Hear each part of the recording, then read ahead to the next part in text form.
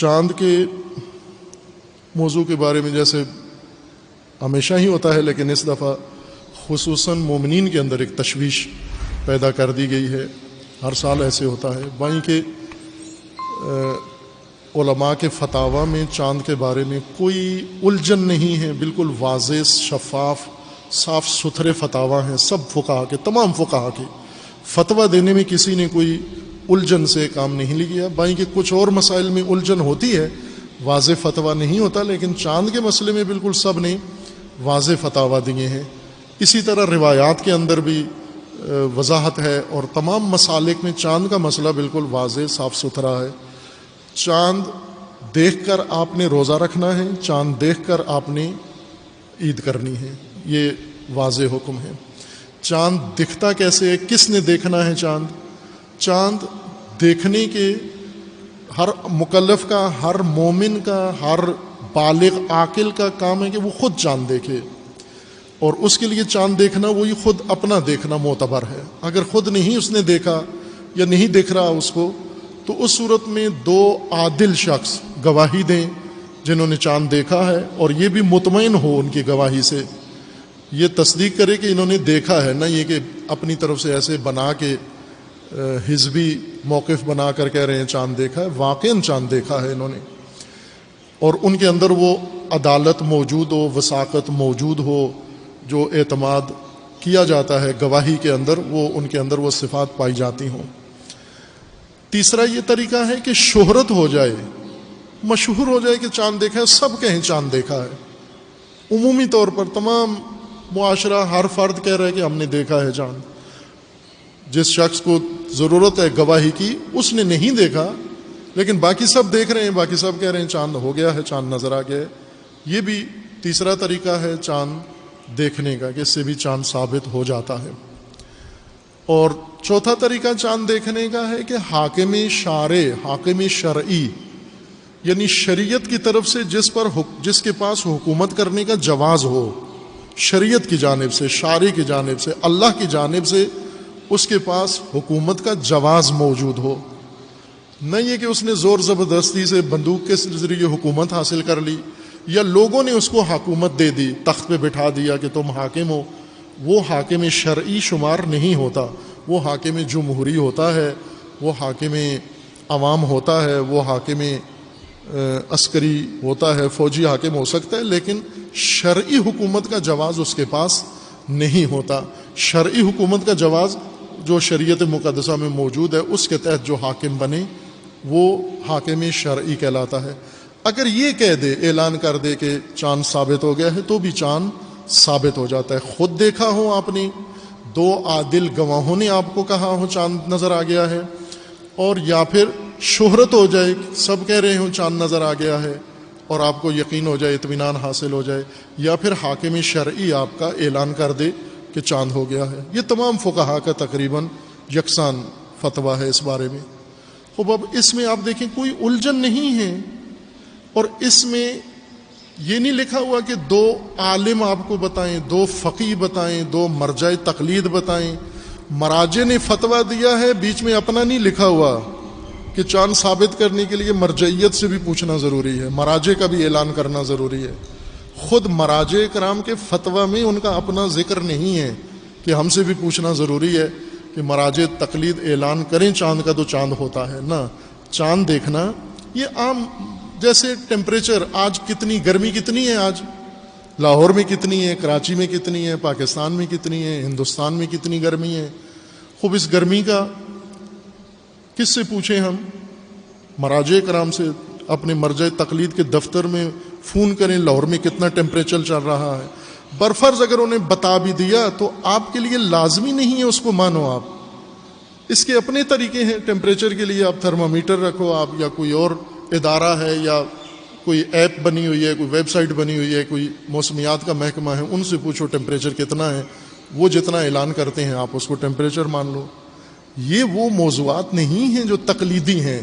چاند دیکھنا، سورج دیکھنا، چاند ڈوبنا، مثلا چاند نکلا کب ہے، اب چاند ڈوبے گا کب، یہ مراجع تقلید کا کام نہیں ہے بتانا.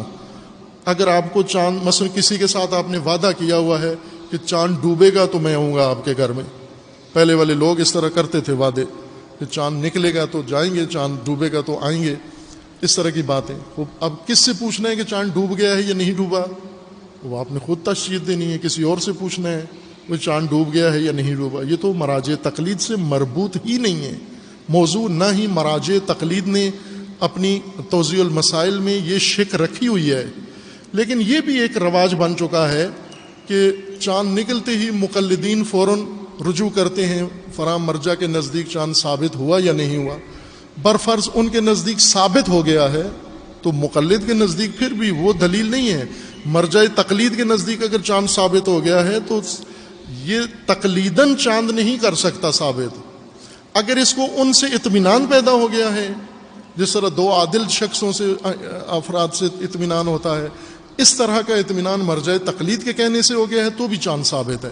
لیکن تقلیداً نہیں چاند ثابت کر سکتا کہ چونکہ میرے مرجع تقلید نے کہا ہے چاند ثابت ہے پس ثابت ہے، چونکہ میرے مرجع تقلید نے کہا ہے نہیں ثابت تو نہیں ثابت.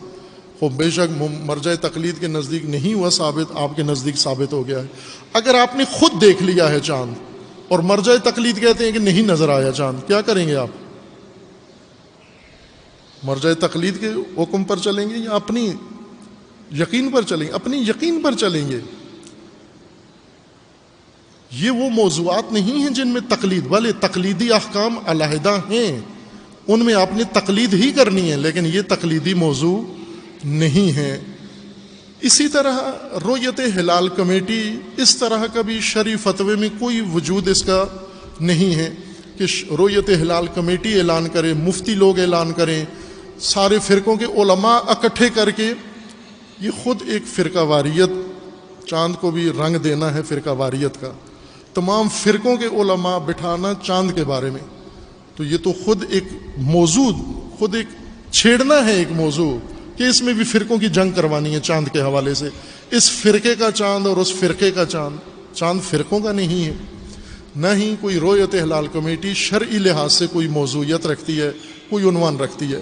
اصل موضوع یہ ہے کہ آپ نے خود دیکھا ہے یا دو معتبر قابل اعتماد بندے کہہ دیں چاند دیکھا ہے، یا شہرت ہو جائے کہ چاند نظر آ گیا ہے، یا حاکم شرعی کہہ دے جس کے پاس حکومت ہے، زمام حکومت ہے، وہ کہہ دے چاند نظر آ گیا ہے. تو ان طریقوں سے چاند ثابت ہو جاتا ہے. لیکن خوب آپ دیکھ رہے ہیں کہ عرصے سے پاکستان کے اندر یہ مسئلہ سیاست کے ساتھ الجھا دیا جاتا ہے. رؤیت ہلال کمیٹی اور حکومت اور دوسرے ادارے یا مختلف مفتی، مختلف علماء، یہ چاند کے بن بات بیٹھتے ہیں دعوے دار کسی اس حیثیت سے کہ یہ عالم ہے اور عالم کی حیثیت سے چاند کی نفی کر رہا ہے یا عالم کی حیثیت سے چاند ہونے کا کہہ رہا ہے. اس کا کوئی اعتبار نہیں ہے. یہ کہے چاند ہو گیا ہے یا کہے چاند نہیں ہوا ہے، عالم ہونے کی حیثیت سے نہیں اس کا کوئی معیار. بھلے ایک عادل ہونے کی حیثیت سے اس کی بات پہ آپ اعتماد کر سکتے ہیں کہ عادل ہے یا گواہ ہے، یا پھر جس طرح سے آج کل علمی طور پر جو چاند دیکھنے کے اصول ہیں، جس کو ہمارے وزیر سائنس نے بہت الجھا کے پیچیدہ کر دیا ہے کہ یہ سائنس کا مسئلہ ہے. نہ، چاند دیکھنا ہی شرط ہے، چاند نظر آئے، لیکن دکھائی کیسے دے یہ ہر زمانے میں دیکھنے کا ایک اپنا طریقہ کار ہے، اوزار ہیں، وسائل ہیں. کسی زمانے میں اینکیں نہیں تھیں، ابھی عدسہ نہیں بنا تھا اینک کا، اور لوگ کمزور نظروں والے بھی اینک نہیں پہنتے تھے، تھی نہیں اینک، بنی ہی نہیں تھی، ایسے خالی آنکھ سے چاند دیکھتے تھے. بعد میں اینکیں بن گئیں. جب اینکیں بنی تو پھر کچھ لوگوں کو شک ہونے لگا کہ اینک کے ذریعے چاند دیکھنا یہ شرعی طریقہ ہے یا نہیں ہے. اینک پر بھی شک کیا انہوں نے، کافی عرصے تک اینک متنازع رہی، لیکن آہستہ آہستہ پھر جب خود علماء نے خود اینکیں لگانا شروع کر دیں تو مانوس ہو گئے.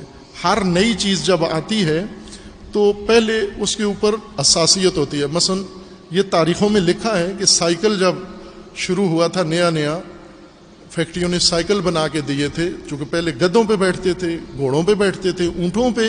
ایک دم بیچ میں ایک بے جان چیز آ گئی پیڈل والی، تو انہوں نے شرعی اشکال کیا اس کے اندر کہ شرعاً آیا سائیکل پہ جائز ہے بیٹھنا یا جائز نہیں ہے.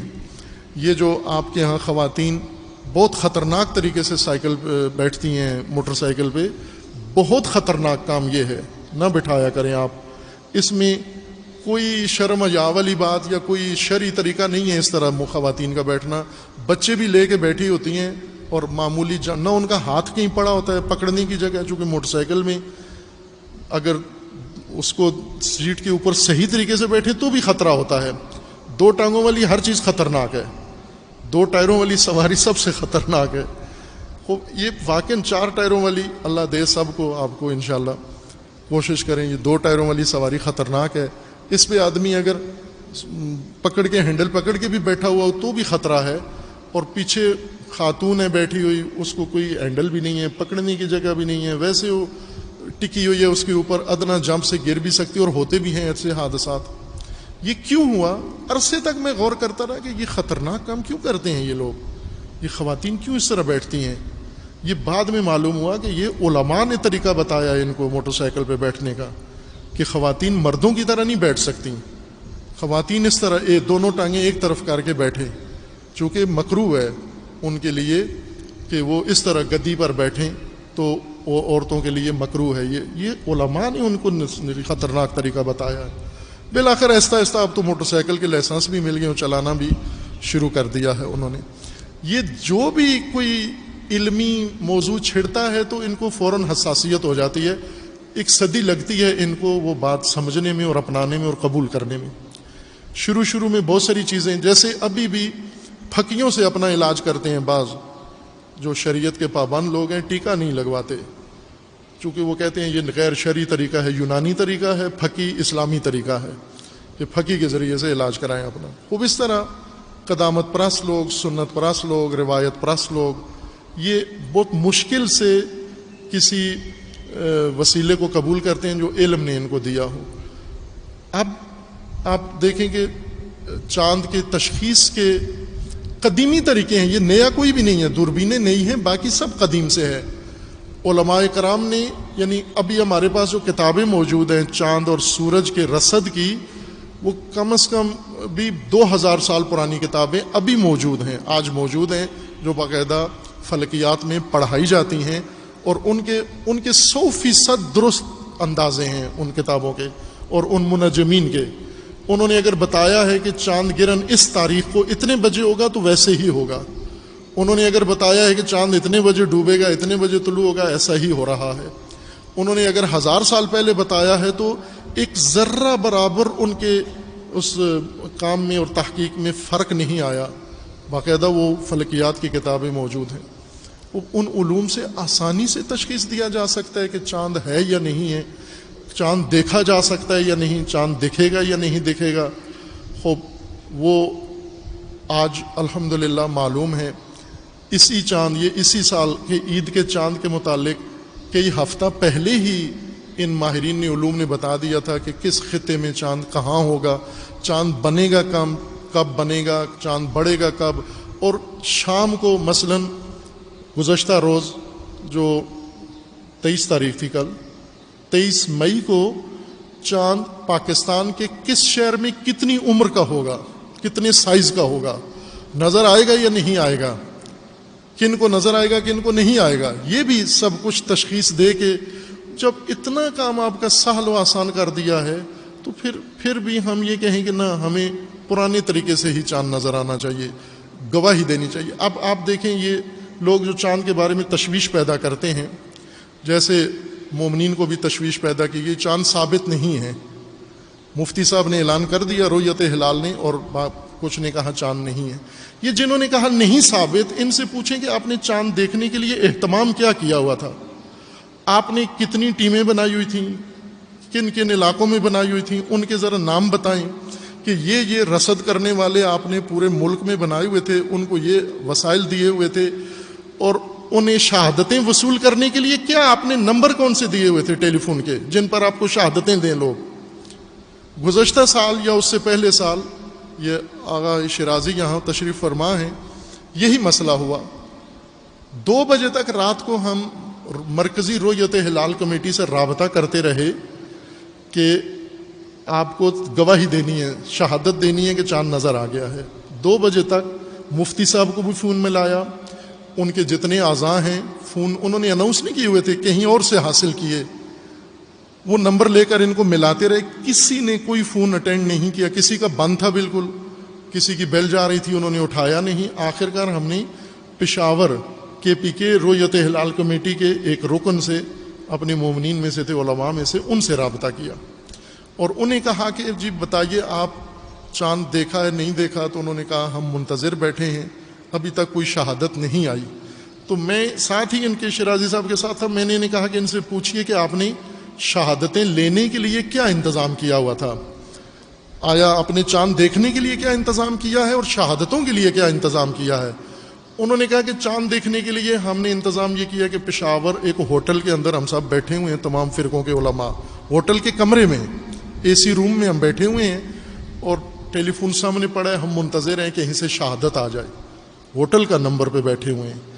اور پھر میں نے ان سے کہا کہ ان سے یہ پوچھیں کہ آیا یہ نمبر جس پہ بیٹھے ہوئے ہیں یہ نمبر لوگوں کو دیا ہوا ہے آپ نے کسی طریقے سے میڈیا پہ یا اخبار میں، کہ کسی کو اگر چاند نظر آتا ہے تو اس نمبر پہ فون کریں؟ کہتے ہیں نہیں، یہ نمبر بھی ہم نے کسی کو نہیں دیا ہوا۔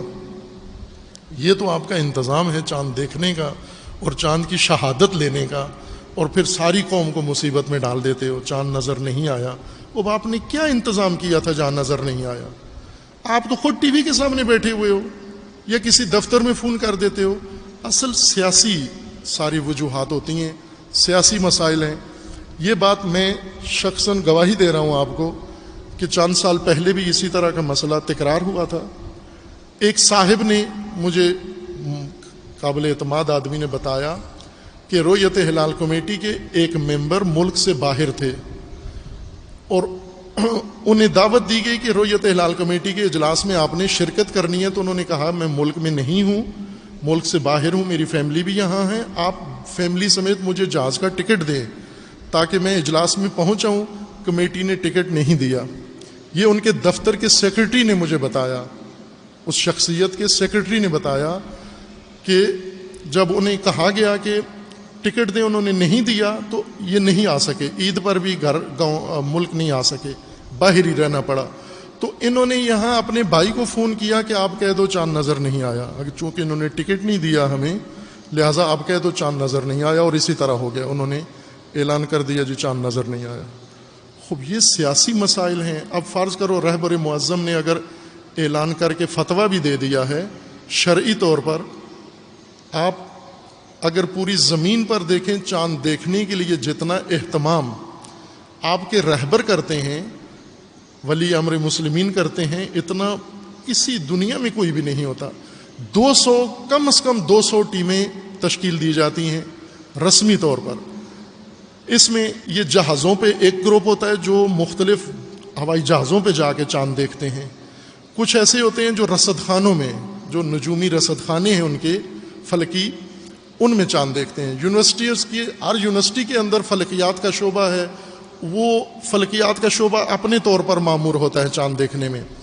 اسی طرح خصوصی ٹیمیں دفتر رہبری سے بنائی جاتی ہیں جو روانہ کی جاتی ہیں پہاڑوں کے اوپر، سرحدوں کے اوپر اور سمندر کے اوپر۔ نیوی کو الگ کہا جاتا ہے کہ آپ نے چاند دیکھنا ہے اپنے ذریعے سے، اور فضائیہ کو الگ سے مامور کیا جاتا ہے کہ آپ نے چاند دیکھنا ہے۔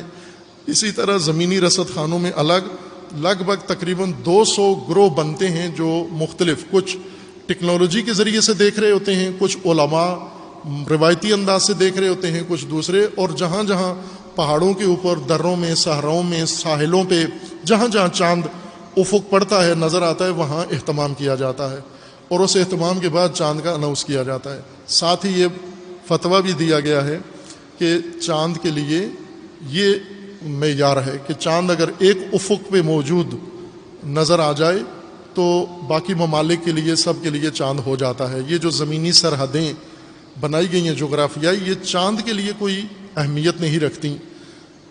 رہبر معظم کا باقاعدہ تحریری فتویٰ جو نشر بھی کیا گیا ہے فارسی میں،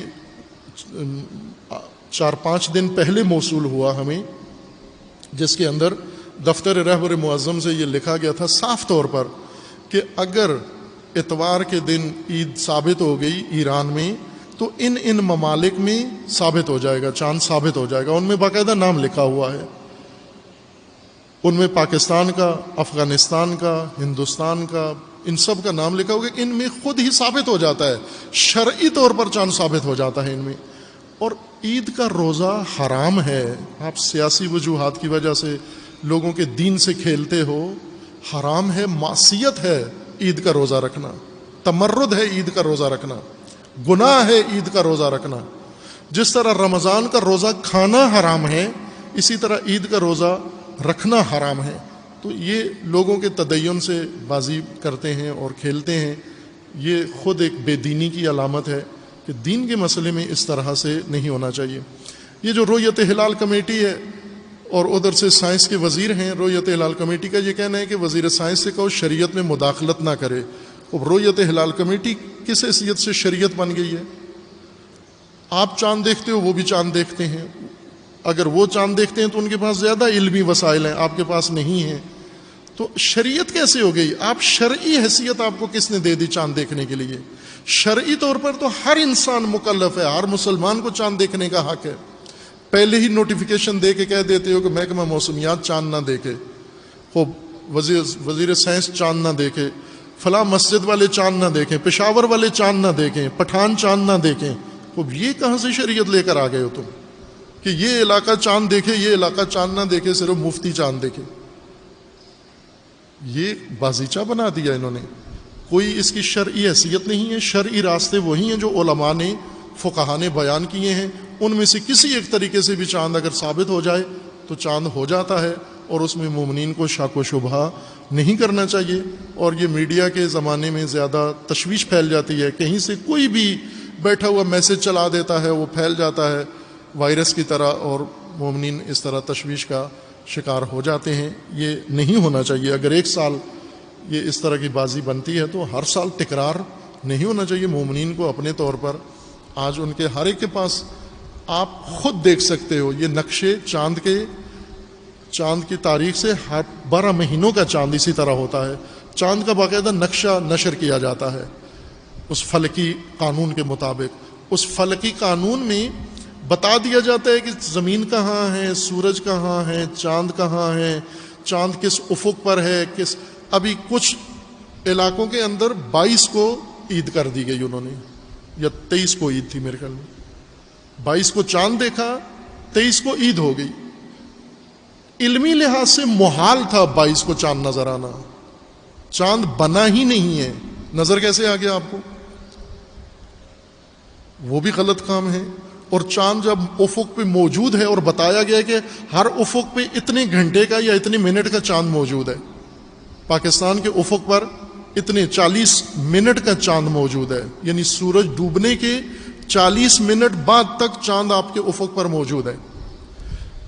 اب وہ جو چاند کے رخ ہیں، چاند کی ہے حالت ہے، اس کی لوکیشن ہے، اس کے مطابق چھوٹا ہوتا ہے، باریک ہوتا ہے، پتلا ہوتا ہے، یہ حالتیں اس کی تبدیل ہوتی رہتی ہیں، لیکن چاند ثابت ہو جاتا ہے، شرعی تقاضوں کے مطابق ثابت ہو جاتا ہے۔ کچھ عرصہ لگے گا ان لوگوں کو بھی کہ علمی اوزار کو شرعی اوزار کے طور پر قبول کر لیں۔ ابھی بہت ساری اور چیزیں ہیں جو ان کو قبول کر لیتے ہیں،